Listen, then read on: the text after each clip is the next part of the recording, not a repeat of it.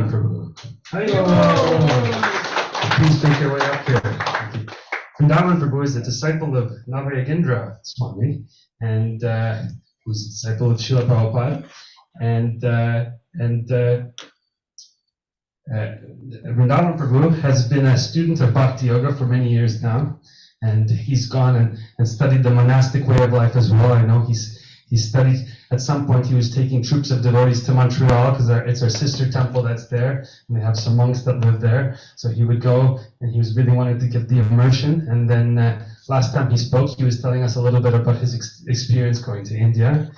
He was going to Badarik Ashrama as well, up in the mountains, and he got some time to spend with his guru as well in the ashram there. They would wake up early in the morning and chant and practice Bhakti Yoga.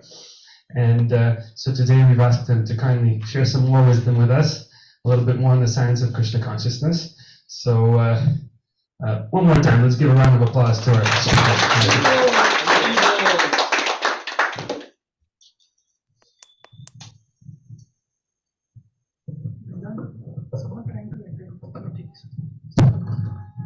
I can take care of that.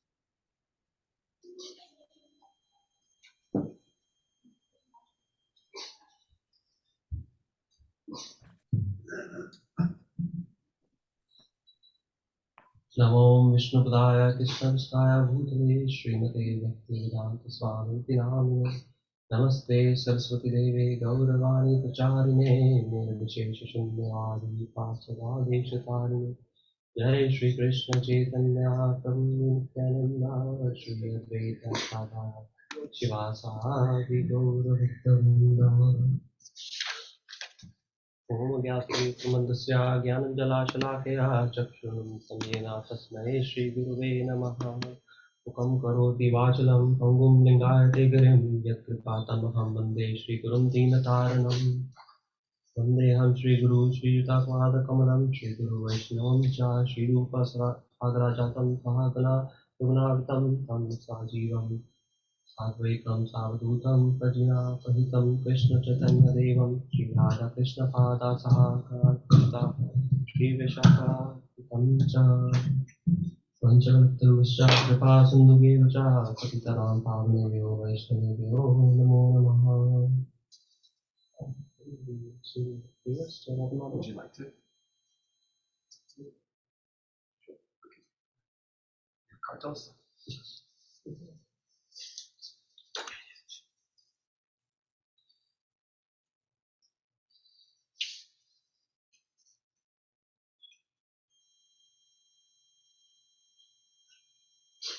Jaya Radha Madhava Kunja Vihari Jaya Radha Madhava Kunja Vihari Jaya Radha Madhava Kunja Vihari Jaya Radha Madhava Kunja Vihari Jaya Gopi Jana Vallabha Givaradhari Jaya Gopi Jana Vallabha Givaradhari Jaya Gopi Jana Vallabha Givaradhari Jaya Gopi Jana Vallabha Givaradhari Jaya Radha Madhava Kunja Vihari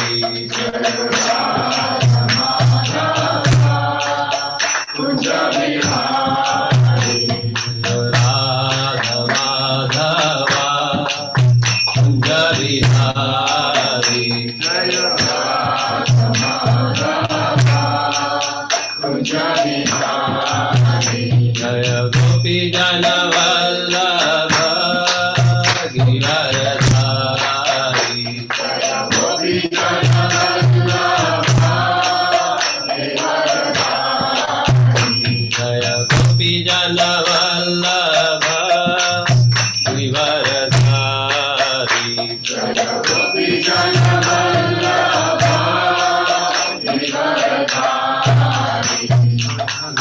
Vandana Varjana Ranjana Yashodanandana Varjana Ranjana Yashodanandana Varjana Ranjana Yashodanandana Varjana Ranjana Yamuna Tira Vanachari Yamuna Tira Vanachari Yamuna Tira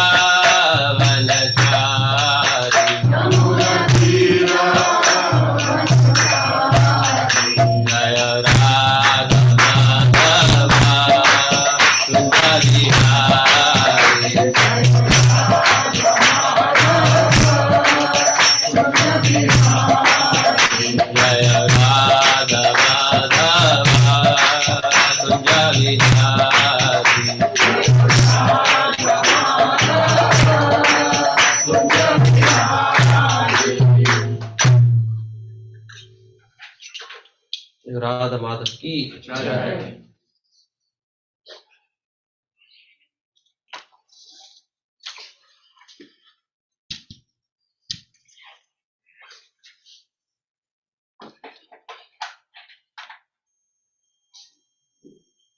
Please accept my obeisances. I'm not qualified. I don't have any bhakti. But please forgive me if I make any mistakes. I'll try to speak whatever I hear from senior Vaishnavas and my Guru Maharaj. So today's topic will be related to the fundraising dinner which is coming on 21st. So I'll try to speak a little bit on that. So we are reading today from chapter 17, verse 20, 21 and 22. So it's a short verses, so I'm going to give you a very brief about these verses and then we'll discuss a few things.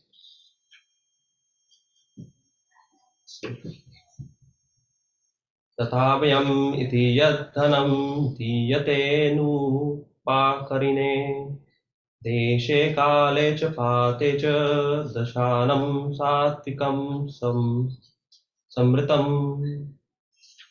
Read Sanskrit together. Yatu pratyupakaratham falmushidhyasya va punaha diyate cha prikrishanam tathashanam rajasam samritam adeshakale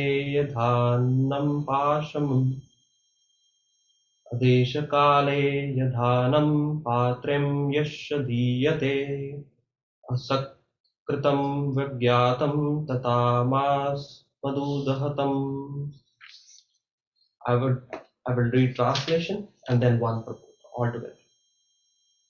Charity given out of duty without expectation of return at the proper time and place and to a worthy person is considered to be in the mode of goodness. But charity performed with expectation of some return or with desire for fruitive results or in grudging mood is said to be in the mode of passion. And the charity performed at an impure place or at an improper time to unworthy person or without proper attention and respect is said to be in the mode of ignorance. Purport by Srila Prabhupada. In the Vedic literature, charity given to a person engaged in spiritual activities is recommended. There is no recommendation for giving charity indiscriminately. Spiritual perfection is always a consideration. Therefore, charity is recommended to be given at a place of pilgrimage, and at lunar or solar eclipse, or at the end of the month, or to a qualified Brahmin or a Vaishnava devotee, or in the temples. Such charity should be given without any consideration of return. Charity to a poor is sometimes given out of compassion, but if a poor is not worthy given charity to, then there is no spiritual advancement. In other words, indiscriminate charity is not recommended in Vedic literature.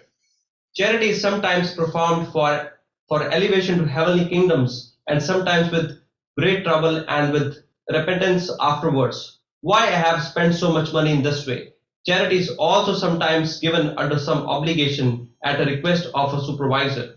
These kind of charity are said to be given in the mode of passion. There are many charitable foundations which offer their gifts to institutions where sense gratification goes on. Such charities are not recommended in Vedic scriptures. Only charity in the mode of goodness is recommended. Contributions for indulgence in intoxication and gambling are not encouraged here. That sort of contribution in the mode of ignorance, such charity is not beneficial. Rather, sinful persons are encouraged. Similarly, if a person gives charity to a suitable person without respect and without attention, that sort of charity is said to be in the mode of darkness.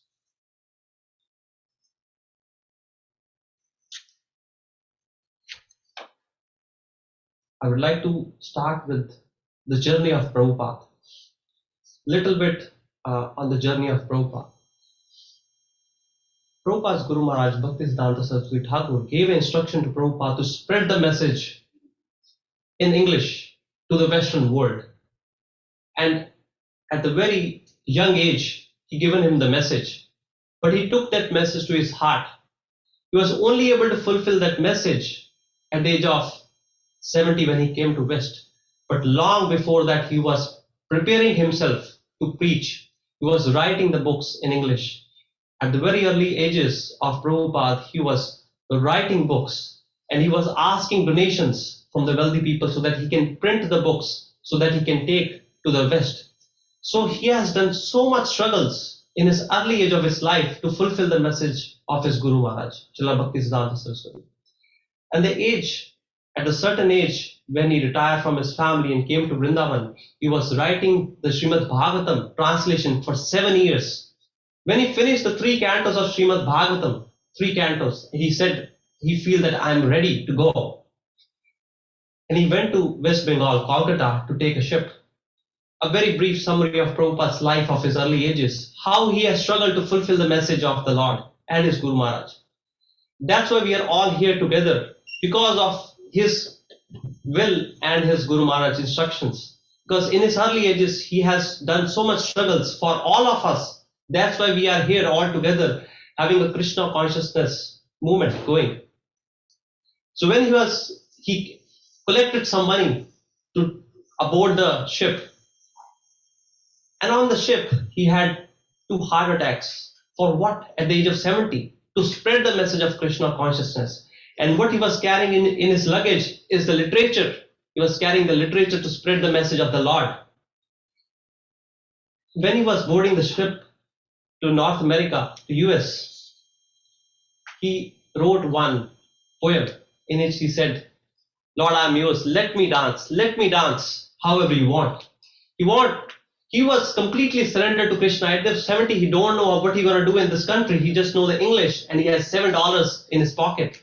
But he has complete surrender to Krishna and he has the message to deliver of Krishna consciousness to this Western world. And within a matter of 10 years, with his conviction and the mercy of Krishna, he was able to build 108 temples. It's not small, 108 temples. We are just trying to construct one small temple, rebuild, not even a very from scratch. He built 108 temples in 10 years and approximately 10,000 disciples. Not easy. How? But he has a strong will and the desire and the mercy of Krishna, of his Guru Maharaj and Krishna. We need to understand from the Prabhupada why he took so much pain, why he put so much effort. He has put the seed for us. We already have a small tree. We already have not small, very big tree. Now it's our responsibility to water that tree. Somehow we are just responsible to watering that. We are not have to put that much amount of struggle and pain. We are just here to water that tree, to keep this message going. Because if we are not committed to this movement, you can imagine how our future generations will be. Imagine that we don't have the temple in Ottawa. What does our life look like? We are not sitting here. We might be sitting in the family at home and just watching TV or doing something, not having a transcendental message. In 1 million population of Ottawa. How many people are here? Look around. Maybe 30, maybe 40. How blessed are we to be sitting here to hear this message of Prabhupada and being Krishna consciousness. So we are blessed only because of the mercy of Srila Prabhupada, because he came here with a message and he established a temple. If we don't have centers, imagine how life looked like for us. I'll just give you a brief my story. I was studying at University of Ottawa. Somehow I saw this temple, some center, and I started coming. And first few years I was lost. But somehow this center, the devotees changed whole my life. So if we don't water this plant, water this tree, Prabhupada has set up for us, this will dry. And we don't want that. Because our future generations are dependent upon this tree. We are already eating the fruits, but if we don't water that tree again, there will be no fruits for the future generation. So it's our huge responsibility on our shoulders to water this tree so that the message and the mission of Prabhupada is keep going. I will give you a brief story of Valmiki ji, Saint Valmiki, who was a decad in his early ages of his life. I'm little transitioning from Prabhupada's initial journey. So the very first part I want to give you understanding that the need of these centers in our community or in our society, because these are the centers, these are the foundation for all of us to deliver the message so that we all come connected, because these places help us to grow in the spiritual life. In the early age of Valmiki, he was a decad, and he was looting a lot of people on his way into the other village. So Narad Muni transformed himself into a Brahman and started walking that path. And he met Valmiki Muni over there. And he stole all his things. He don't have much acquisitions, his assets, but he stole everything from him. And he tied around him to the tree. As a Brahman, Narad Muni asked him, why you are doing this? But you will get out of this. He said, I am feeding. This is my duty. This is my duty. I am doing all these things to feed my family. I don't have occupation. This is my occupation. Said, Narad Muni replied to him, said, do you know that you will acquiring so much sins and you will go to hell for all the sins? He said, it's fine. I'm doing all these things for my family and they will come along with me. He said, okay, go to your family, go to your wife and kids who you are doing all these things and ask them that I'm doing all the sins for you guys. If I pass away, will you come to me with the help? So he said, he understood the message of Narad. He said, okay, let me go and check it out. I will go to my wife and kids and ask them that if they go with me to the hell because I'm doing all the sins for them. So he went to the wife and asked, will you go to hell with me because I'm doing all the sins for all of you? He said, no, we are not. It's your duty to get the money, but we are not asking you to do all the sins, so we will not go with you to the hell. That moment, Valmiki Muni struck his mind. He said, what I'm doing? His eyes was opened. This was a shocking moment for him. He said, I done all the sins for my family and they are not even willing to go to hell with me. So he came back and he asked Narad Muni, they said, no, my eyes are open. So give me instructions, what should I do? Said, start chanting the glories of the Lord Hari. Start chanting name of Lord Hari, Ram, Ram, Ram, Ram, Ram, Ram. That was the instruction of Narad Muni. Valmiki Muni said, I cannot chant Ram, Ram, Ram, Ram, Ram because I killed so many people. I cannot speak. So he said to Valmiki Muni, Narad Muni said, start chanting Mara, Mara, Mara, Mara, Mara. So opposite of Mara, because you killed so many people, so say it's Mara, Mara, Mara, Mara. So when you say Mara, Mara, Mara, Mara, Mara, Ram, so it's Ram, Ram. So when you continuously say Mara, Ram, Ram, Ram, Ram, so it's Ram, Ram. Mara means Dead. Mara means dead. So said when you keep saying Mara, so it's the opposite. Ma and Ra is opposite of Ram. Ra. Right? So it says Mara, Ram, Ram, Ram, Ram, Ram.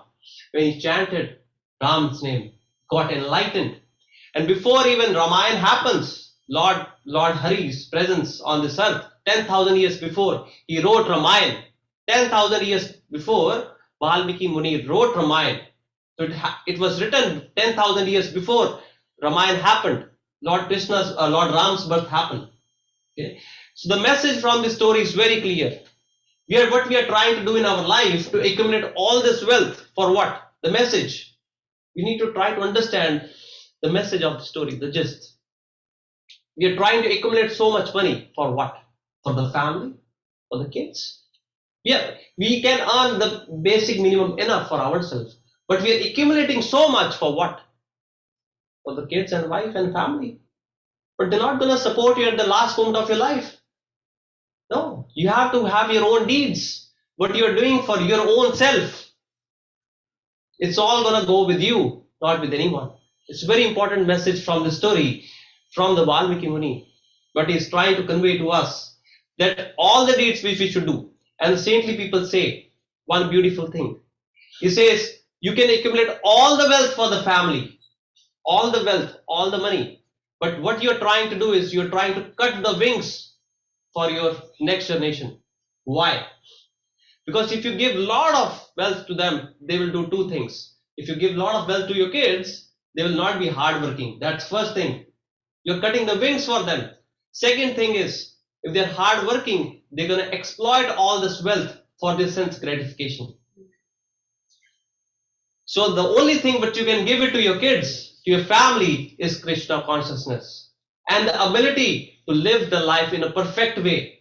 Because in the script it says, you have no right to give birth to any child if you're not eligible to help them to get out of this material world, make their life perfect. So the duties of our parents is, based on the scriptures, is that we make our kids a perfect life so that they can be Krishna consciousness, they can get out of this material world. Why I'm saying all these things? Because to change the mindset is a shift of the mindset. Because the mindset is revolving around Kam, Krodh, Lobh, Moh, Ankar. Kam, everything starts from lust. Kam, Krodh, anger comes. Krodh, Lobh, greed. Moh, attachments, and Ankar, ego. That's the 5 elements, 5 emotions which are disrupting us. The ego that I am this body firstly comes from lust. And lust comes from when we consider this, I am this body. And I want to have a sense gratification. Once we get out of this conception of I am this body, I am this soul, I am the spirit soul, I am the part and parcel of Krishna, this lust will go away. That's the first thing, will go away. And then we can advance in our Krishna consciousness. Another story which I want to touch here, that now the mindset has been shifted, that yes, we have to use all our resources, everything in the service of Krishna. That's our first goal of our life, whatever we are doing in our life, whether it's your assets, whether your wealth, whatever it is, use everything in the service of Krishna. That's the very first thing we need to understand. Once we have this mindset that everything is for Krishna, because Prabhupada in one interview is saying, we're all thieves. We're all thieves. What? Because we say this is mine. But this is made up of 5 elements. This is made up of 5 elements, right? And you haven't bring 5 elements when you take a birth, right? You are the owner of this element, of this book or anything, for a very short period of time. That's why Vaishnava says that we are renters of this material things. We are renters. We rent it for some time and it will go away. We have it for small time. We will take a birth. We have it for small time. It will go away from us. We are just having all these things for very small time. Whatever you have. That's why it says, Haath ki mail. Right? In Hindi, it's a dust of your hands. Wealth is dust of your hands. Today we have, tomorrow you don't have it. Right? So in this way, once we understand and shift our mindset in the terms of service, that we have the attitude of service, we want to serve, then our doors of abundance will open up. Abundance will come when we think that everything is of Krishna and we are here to serve and use all these resources in the service of Krishna. Another story which comes from Krishna Leela, 10th canto of Srimad Bhagavatam. We don't have picture here for that. So there was one lady selling fruits. There was one very old lady selling fruits, and Krishna was doing his pastimes at a very small age. He was selling fruits. Phal le lo, phal le lo. In English, its translation is take fruits, buy fruits as a street vendor. She was going around the street, and Krishna started running towards his main door of the house to buy the fruits from that lady. So he was running towards that lady, and he was so cute, so charming. When he approaches the lady, he says, "What are you going to give me in return?" Because there was barter system, exchange of things. "What are you going to give me? Exchange of fruits." He said, "Do you have something to give me?" He said, "Yes, I have something. I will give you grains. I will give you some grains." It's okay. You bring a grain for me and I will give you fruits. So Krishna ran back inside the home. And inside the home there was baskets of grains, because they used to store the baskets.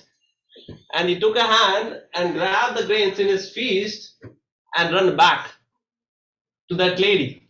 While running back, he was going back, all the grains would start falling from his hand, because a small tiny hand was not able to hold all the grains.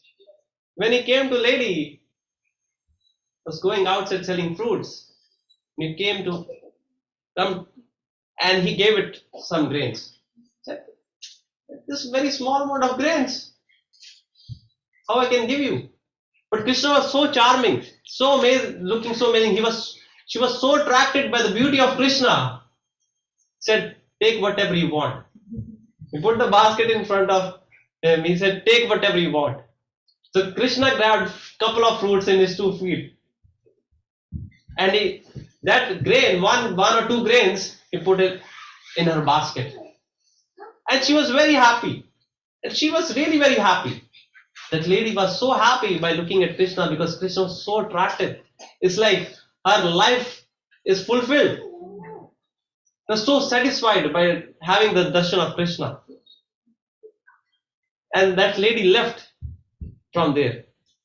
Halfway through, he looked at his basket. Full of his basket is filled with jewels. He was amazed. What has Krishna has done? He was amazed. Whatever we give to Krishna, a small thing, very small thing, it can multiply thousands of times. The attitude of giving, with the full attitude that nothing is mine, everything is for Krishna, and I'm here to give with the full hands, open hands. Everything will open up in the life. Abundance will open up. Another story from Krishna Leela is Sudama's story. I'm gonna say to relish the pastimes of Lord Hari. So Sudama has been very poor, very poor. Why he was poor? You know that? He got so I'll tell you a little bit of story, not complete one, because I'm missing the names of the person. So one day, Krishna and Balram went to a forest to get the wood sticks. Okay? They went to, and Guruma, both of them were studying in a Gurukul. Guruma gave them some rice, and those rice was kept in their ashram, and somebody stole that rice from somewhere and kept in the ashram. And Guruma saw that piece of rice, and she thought like somebody has get in the donation from outside, so they kept it here. So she grabbed that rice and gave it to both of them and says, "On the way you eat, so that you are not hungry." So they both went in the jungle to get the woods. On the way, when he went to the jungle, there was a lot of typhoon. This storm comes in. So they both, and Sudama was holding that rice.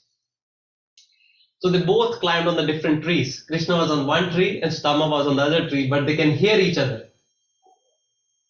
So there are two aspects of the story. Sudama was very hungry and he ate all the rice. Didn't left for Krishna. Another aspect of that story is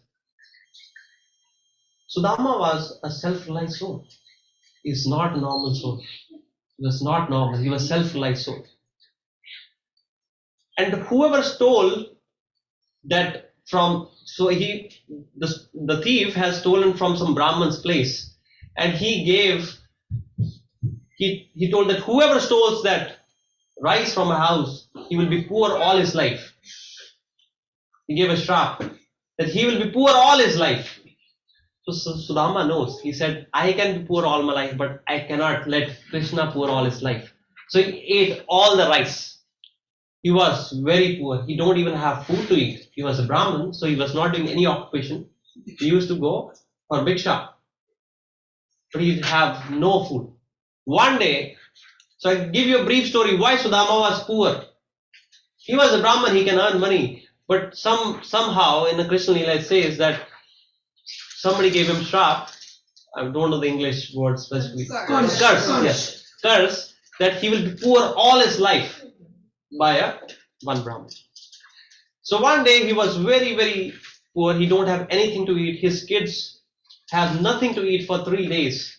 And that night, it's nothing. And mother gave him some water drink so that they can sleep. There's such a poverty in their house. And Sudama was looking all the utensils that he can find something. And he just find one grain of rice. Just one grain of rice he found. So what he did, he broke that piece of rice into 2 halves. And one she put on the leaf, and one she gave it to his wife, and other half he offered it to Krishna. Said, take it. And what his wife said, if you're so dear to Krishna, take other half and give it to Krishna also. You will be more satisfied than me. So in anger, she gave it other half to Krishna, and they offered. They didn't eat. Such was his devotion that one piece of rice, one grain of rice, and they offered it to Krishna. That was a mindset and attitude. And Krishna he knows everything. And Rukmani Devi was looking at it and says, he's so dear to you. Why he is poor? Why don't you give him something? You can give him everything, but why not? Said it's right time didn't came yet. He will get everything. After some time, his wife insisted, go to Krishna, he's your friend, he's the king of Dwarka, he might give you something. She insisted a lot. So, but Sudama was not eager to go, but he said like, okay, you go and take darshan of him, maybe he can give you something. He convinced with the thought, okay, I will go and meet my friend Krishna. So Sudama was going and they don't have anything to take for Krishna. So they borrowed some chip rice from the neighbor to take it for Krishna. See the attitude of Sudama. So they borrowed the chip rice from the neighbor to take it for Krishna. And he started walking. He walked for 9 days to reach Dwarka. 9 days. And there was no sleepers or anything like that or footwears. It was all hurt while reaching there. And while he approached the palace, everyone was laughing that he said like, Krishna is my friend. And the gatekeeper was first laughing at him. He insisted, Krishna is my friend. Go give my message to Krishna. I'm his friend. I'm here to meet him. When Krishna heard that Sudama is here, he was having prasad.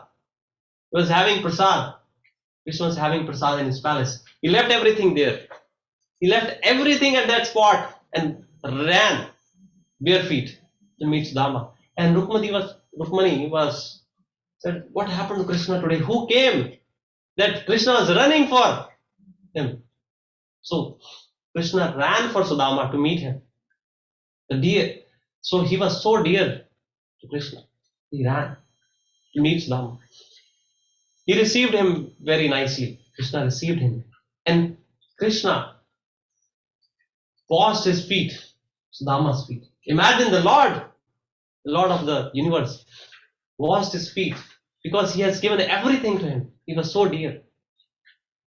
And Krishna was crying to meet Sudama. Krishna was crying, and the tears was about to fall on the ground, and Sudama captured in his hand and drank it. The attitude of Sudama. You see, the devotion, the love of Sudama. He gave everything to him. And what happened? And Krishna gave him good, nice clothes. To understand this very beautiful thing, he gave him very nice clothes. And he removed his dirty clothes and he kept with him. He kept all these dirty clothes with him. Krishna says, why you are keeping all this dirty clothes? I gave you so much nice clothes. He says, this is my identity. These clothes is my identity. I don't want to lose it. The consciousness of Brahman, consciousness. He have all the opulence, but he's not leaving his identity. That this is my identity. I don't want to lose it. So he kept that dirty clothes with him. Said, when I'm going back, I'm going to take this with me. Because he understood the Brahman. Brahman means who understands Brahman. Brahman means one supreme. That's why we say Brahman. Who understands one supreme. That's Brahman. So he left everything. At the back, and Krishna was able to, he don't want to give the chip price because he was in the palace. He was in the big palace. He don't want to give the chip price to Krishna. But Krishna knows the love was there in that chip price. So he snatched the chip price from him because he was hiding under his arms. He snatched and started eating. Start eating those chip rice. And the love in that chip rice was there. That love. And at the back, all the opulence was there at his place. The moment he ate one chip rice, there was all opulence. And he didn't ask anything from Krishna. He was stayed with him for 3 to 4 days. He didn't ask a single penny, single thing from Krishna. He can ask everything, but he didn't ask any single thing. He came back. When he came back, he has all the opulence, everything there. Everything was there for Krishna. So devotion and love was there. So with the love and devotion, if we serve Krishna, he's there to give us everything. My grandfather used to tell me a very important thing, which I always keep it with me. Christmas se pehle. Christmas se zyada kisi ko nahi. So whatever Lord has given us, we will get it for sure. Not a single penny more, not a single penny less. But if we have the full devotion, full commitment towards Krishna, we will get it. So the quote of for everyone, but I said, Christmas se pehle or Christmas se zyada, without whatever is in your destiny, you will get that, not less, not more. That's trying to convey. So whatever is there, because of our past karmas, past life, we will definitely get it. But our duty is to engage everything in the service of Krishna so that we don't have any attachments, so that we don't have to take any another birth in this material life. That's why in this Bhagavad Gita there is a verse. There is one verse. Janam mrityu jara vyadi. Krishna is saying, Janam mrityu jara vyadi dukh doshanu darshanam. He's saying, Janam, birth, mrityu, death. Jara is disease. Jara is old age and disease. Vyadi is there for everyone. Nobody can escape this. For Janam, Mrityu, Jara, Vyadi. Birth, old age, disease and death. These are sufferings. If you really analyze, these 4 things are the biggest sufferings of human form of life. The birth is the biggest suffering. The first thing is the child is in the womb of the mother for 9 months, hanging opposite in a polythene packed for 9 months is the biggest suffering. And he knows all his past lives. This is written in Bhagavatam 3rd canto. At the 7 months, children knows everything of his past life, everything what I have done. And he's praying to Krishna, please get me out of this womb. I will never take this birth again. I will never take the birth again. I will worship you. I will never take a birth again. The amount of suffering is a heat, acid in the mother's womb. He knows everything. But the moment he comes in the material world, forgets everything. Second thing, Mrityu. The death is the biggest suffering.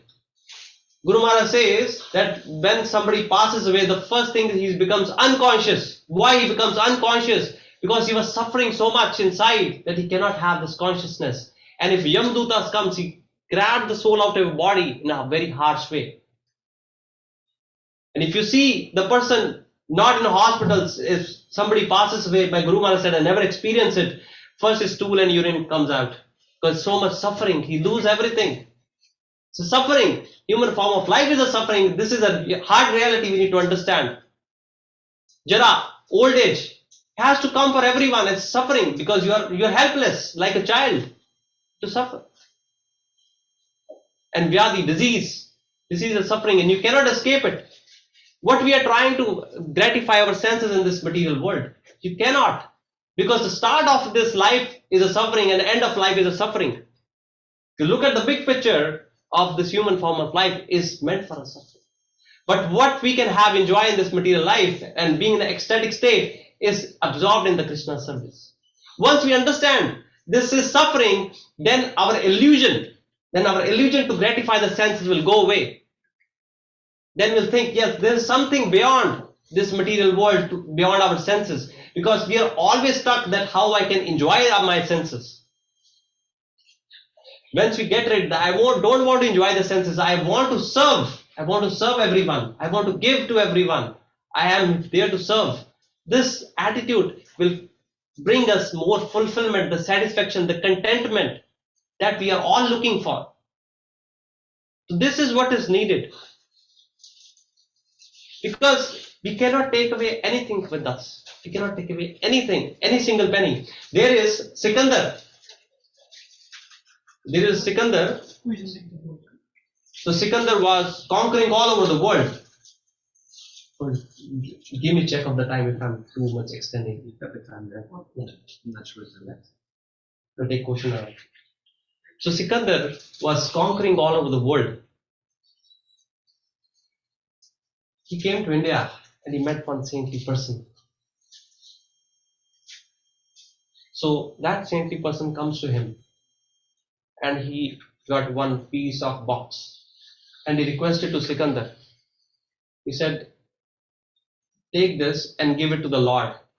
That saintly person said, take this box and give it to the Lord. Sikandar was confused. What is he saying? He said, let me see that what is there in this box, but he wants to give it to the Lord. So he opened a box. In the box there is another box. He opened another box, there is another box. He opened another box, there is another box. He said, why is box after box after box? And he find one needle in the box. And then he said, you want to give this needle to the Lord? What's wrong with you? He said, can you take this? I said, no. He said, why you're doing all this nonsense all over the world? Said, you cannot take even a needle with you. Why you are doing all this havoc in the whole world, killing so many people? So the message is very clear. That this human form of life has one goal, one clear goal. That need to be perfection of this life to be fully Krishna consciousness. So we don't have to take a birth again in this material world and have to suffer again. And the only way process is by chanting the holy name, by spreading the message of the Lord. Chaitanya Mahaprabhu came on this earth not to just deliver 1, 2, 3 people. He didn't want to have a Sankirtan movement. Why he has Sankirtan movement, Chaitanya Mahaprabhu? Because he wanted to deliver so many people. He wanted to deliver the masses. And that's why Prabhupada came to West to deliver the masses. Deliver the masses. So we have to stick with the mission of Prabhupada. We have to stick with the mission of Prabhupada and establish this big temple. And we have to do more and more how we can make this temple much more bigger and how we can promote and spread the message of the Lord and spread the book distribution. This is a small message which came in my consciousness, which I want to deliver it to you. Thank you very much to Krishnalal Prabhu, who is giving me opportunity to speak. So we have annual fundraising dinner on 21st of this month in Russell. We have a project to make this temple a bigger temple. Our plan is to demolish all this temple and have a same place. We have apartments at the back. Temples own the apartments at the back. So whole block is from here. We have own the whole block till back. So we have a vision. We have some plans to demolish all this and have a big hall till the back and have the apartments on the first level and have a Govindas, a separate space for everything and have an amazing space for everyone so that we can have a bigger community who can come join us. And because sometimes on the festive seasons, we don't even have the space to accommodate everyone. So it's humble request for everyone to please join in this mission so that we can make this temple a bigger temple and we can contribute everything. Every single penny, every single dollar is worth to reconstruct this temple. We have a goal of raising $2.5 million to build this temple, and it's not impossible. It's very easy if we all come together, even by donating $10, $20 even a month. I'm just saying, even if you cannot afford it, even if you can afford $10 a month, it can be contribution for us. To all of you, so that all of us we can come together. And from this platform, I want to start a pledge to donate $20,000 in 2023. Thank you very much, everyone, for giving me the opportunity. Thank you. And I forgot to mention in my introduction that Vrndavan Prabhu also works in the realm of finance and mortgages and that. So if you Prabhus are so inspired, he could even help you take on that second mortgage on that house. Right, Prabhu? Can you do it? Yes. Maybe even find a good rate, although that might be questionable. So thank you so much. So right now we'll open up the floor for questions. If the devotees have questions. And I also forgot, my apologies, to acknowledge the devotees that are here online. So I'm just going to shout out a quick Hare Krishna to them. So we have Mother Sneh, Hare Krishna, Shreyas Prabhu, Hare Krishna, Skylar, Hare Krishna, Mother Nandamai, Hare Krishna, Mother Shamala Gopi, Hare Krishna, Sharat Prabhu and Mother Sonia, Hare Krishna, Mother Leela Mohini, Hare Krishna, Gi Prabhu, Hare Krishna, Krishna Seva Prabhu, and Vrndavan Prabhu, Hare Krishna. So we have some questions, some reflections. Would anybody like to say anything? I just want to say thank you very much for that wonderful talk. You touched me. So I want to say thank you. Hare Krishna. Anybody else? Oh, I just the microphone. They'll make it way over to you right here.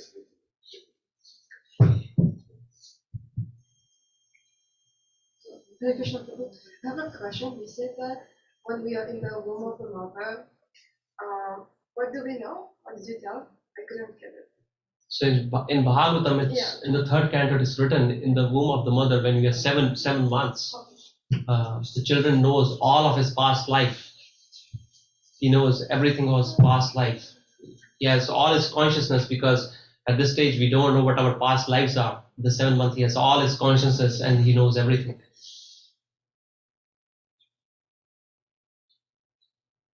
Any other questions? I got one realization, Prabhu.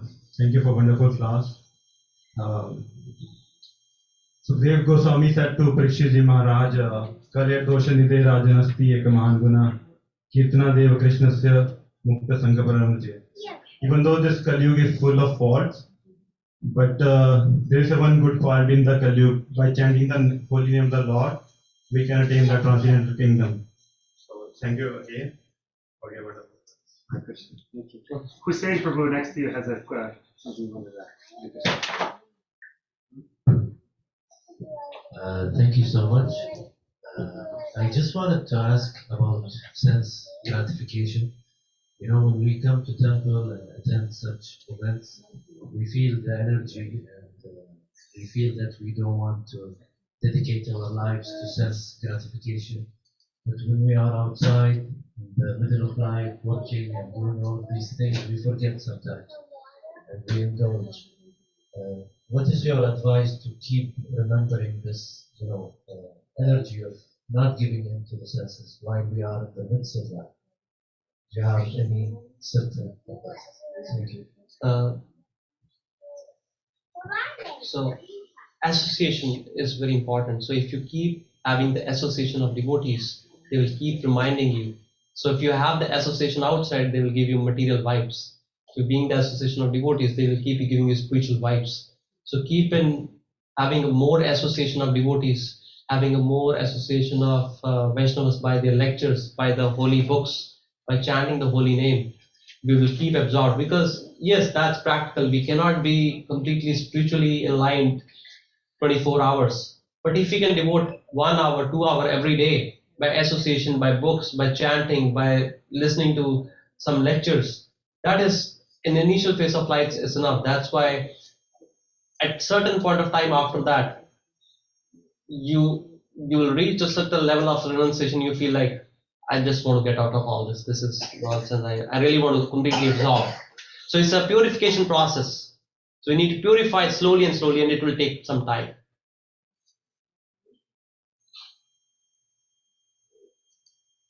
Any other questions, reflections? Thank you. Let's give a round of applause to our speakers.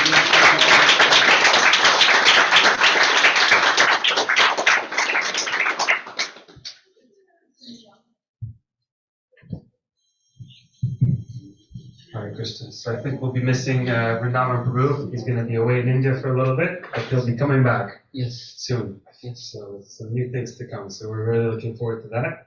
And so now we'll just continue with a little bit of kirtan. So get up, put the cushions to the side, and dive into the holy name.